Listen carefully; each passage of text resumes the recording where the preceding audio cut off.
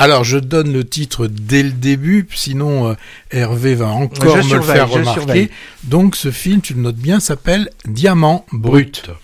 Aspirer à être célèbre, c'est le souhait de Liane, une jeune fille de 19 ans qui vit avec sa maman et sa jeune sœur quelque part auprès de Fréjus, dans le Var.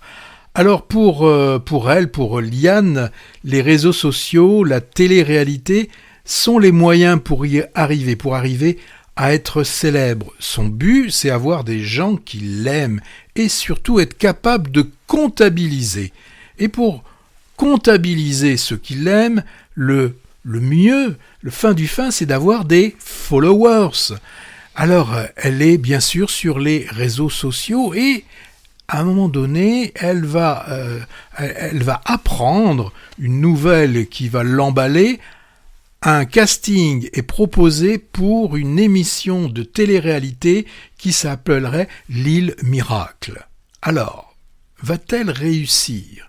Eh bien, la réalisatrice nous propose de suivre, alors un petit peu comme dans un principe d'une Cléo de 5 à 7, sauf que là, c'est sur plusieurs jours. On va la suivre, cette Liane, et on va la voir au début, donc passer ce casting où la productrice va lui dire « Ouais, c'est pas mal ce que tu fais, je pense qu'on va te prendre, reste comme ça, il faut te faire remarquer, il faut que tu aies des followers, je vais voir avec ceux qui font l'émission et on te rappelle dans quelques jours, mais tu vas voir, ça va le faire. » Alors, est-ce qu'elle va réussir ?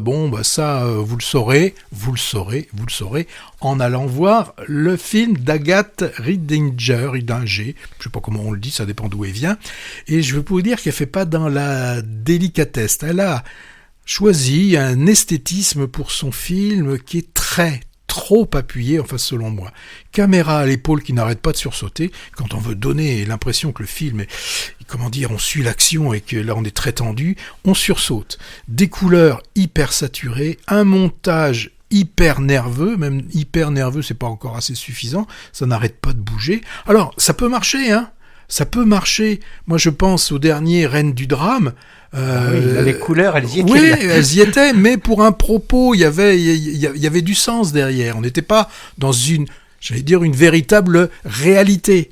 Alors que là, on a l'impression que la réalisatrice, à un moment donné, elle a été influencée, par un cinéma des Dardennes, comme Rosetta, mais en 99, les deux frangins, ils arrivaient à filmer Émile Dequesne en restituant l'urgence de vie dans laquelle elle vivait. Là, alors une fois que j'ai passé l'esthétisme du film, si je vais au scénario, alors un scénario mais d'imprévisible, mais c'est pas possible. Et franchement, je vais vous dire, qu'elle soit prise ou non, mais on s'en fiche un peu, on s'en fiche même, je veux dire complètement. Bon, je mens un peu, on a envie de savoir parce que si on sait, ça nous indiquera qu'on sera proche de la fin du film, et donc on se dira, le calvaire sera vite terminé. Alors, c'est sûr, Agathe, elle a voulu mettre en lumière les codes d'une télé-réalité frelatée, mais le traitement est tellement excessif. La productrice, mais c'est une caricature. C'est vraiment, là, je vais sortir un mot, c'est très manichéen dans ce film. Qu'y a-t-il d'autre ?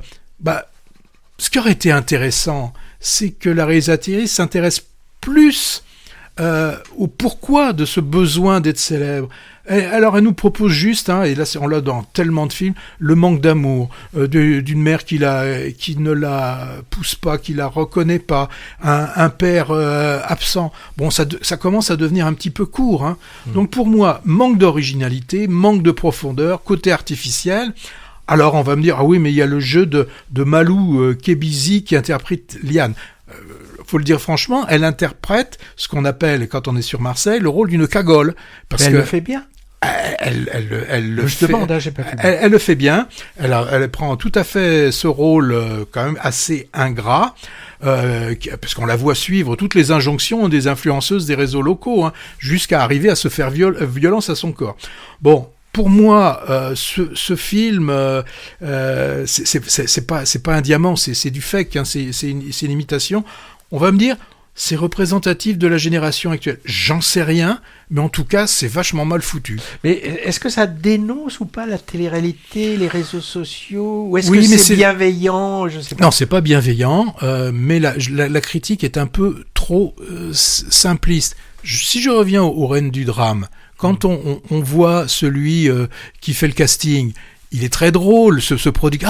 Oh, Mashoud, c'est super, etc. Là, c'est intéressant. Alors que quand tu vois le film, c'est vraiment non, c'est pas. Oui. Moi, je l'ai pas vu. A priori, le thème ne m'intéressait guère, mais c'est une mauvaise raison de ne pas aller voir un film, de dire que l'histoire m'intéresse pas.